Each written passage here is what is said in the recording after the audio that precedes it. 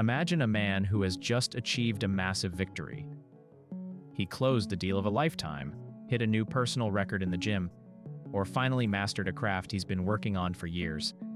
Do you know what he does first? Nothing. He doesn't reach for his phone. He doesn't open Instagram to post a cryptic story about the grind. He doesn't call a friend just to hear the words, "Man, you're incredible." He simply pours up of coffee or goes for a walk. For him, the fact that he knows is enough. In that moment, he possesses the rarest currency in the modern world: absolute autonomy. Most of us live in a state of constant psychological panhandling. We walk around with an invisible tin cup, hoping someone will drop a copper coin of approval into it. A like, a nod from the boss, a dry good job from a parent. We build our lives like movie sets for a film no one is watching, terrified that if the audience leaves, we will cease to exist. But there are those who have chosen a different path. The path of silence. Today, I'm going to explain why these people eventually take everything, while the rest are left fighting for crumbs of attention. Let's be honest. Addiction to the opinions of others isn't a personality trait. It's a legal drug we were hooked on as children. Remember that feeling in school when you raised your hand, gave the right answer, and the teacher praised you? In that moment, a micro-explosion of dopamine hit your brain. That's the hormone of anticipation and reward. Your brain recorded, do what others like and you get the high. The problem is, the dose has to increase over time. Now your mother's praise isn't enough. You need 500 strangers online to confirm that your breakfast looks aesthetic and your vacation looks successful. When you wait for approval, you voluntarily hand over the remote control of your emotions to the first person you meet. You are literally telling the world, I don't know if I'm good or bad. You decide for me. If you smile, I'm happy. If you frown, my day is ruined. Look at it objectively. It's madness. You are building your self-esteem on a foundation of other people's moods, insecurities, and envy. If a colleague shows up in a bad mood and fails to acknowledge your new idea, you go home crushed. Why? Because you have no internal yardstick. Your yardstick is outside of you. This creates a constant internal rattle. You can see it in people who seek validation. It's in the way they walk, the way they talk too fast, the way they try to fill every silence with a sales pitch about themselves. You are trying to sell yourself to yourself through middlemen. And as long as you're busy selling, you aren't living. You are maintaining the facade of a building that has been empty for a long time. There is an old rule known by hunters and professional athletes. Energy spent talking is energy stolen from the result. Have you ever noticed this? You get a great idea. You want to start a business, learn a language, or start hitting the gym. You haven't done anything yet, but you've already told 3 friends. They say, "Oh, that's awesome. Good luck." And just like that, the magic is gone. The urge to act evaporates. Why? Because the brain is a lazy mechanism. To your brain, there isn't much difference between a real achievement and a vivid story about one. When you receive social approval for your plans, your brain's a box. We've already received the reward. We've already been recognized as winners. Why sweat and risk failure now? The dopamine was released in advance. The silent man knows this secret. He keeps his goal inside, like a red-hot coal under a lid. That coal burns him, drives him, disciplines him. Silence creates internal pressure, and that pressure becomes the fuel when it's 3 a.m. and he wants to quit. Furthermore, a noisy person is always predictable. They lay their cards on the table before the game even begins. But the person who seeks no validation is a black box. Those around them don't know their next move.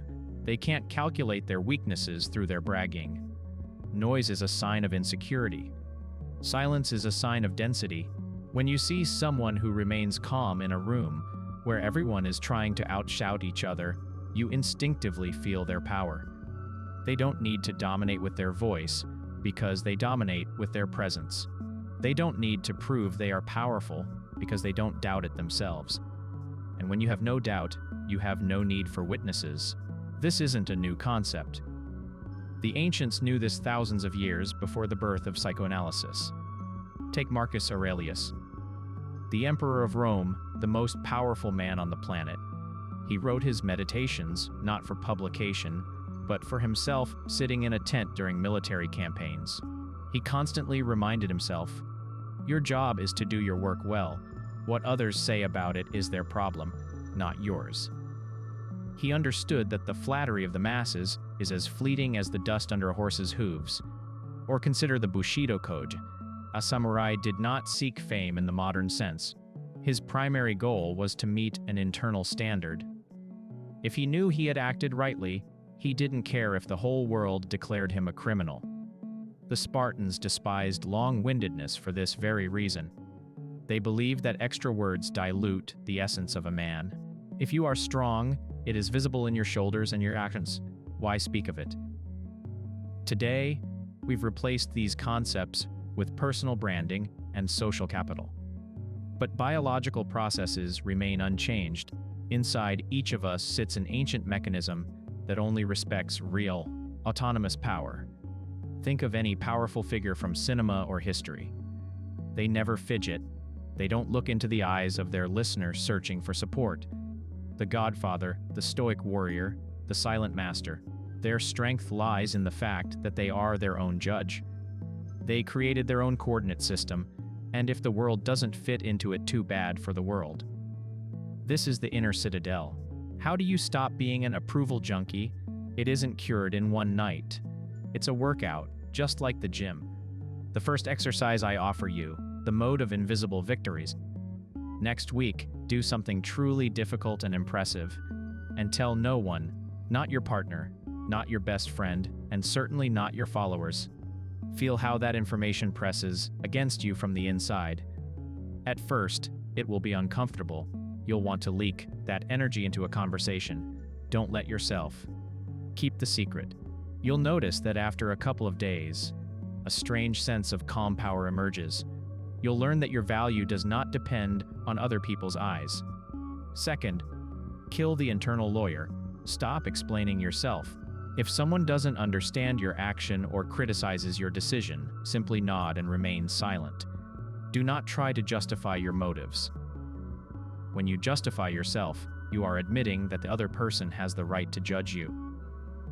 They don't have that right unless you give it to them. The most powerful phrase in the world is, "I hear you." And then silence. Thought at your circle. Notice who you spend time with. If you are surrounded by people who do nothing but brag and wait for praise, you will inevitably start playing the same game. Find those who value the result more than discussion. Remember, the world belongs to those who can endure silence, to those who can sit in a room alone and not feel like a nobody without notifications on their phone. To be strong is be self-sufficient. It means your joy and your grief are your property. Do not rent them out to the crowd for the miserable pennies of their attention. Become a person who doesn't need witnesses to be great. See you in the silence.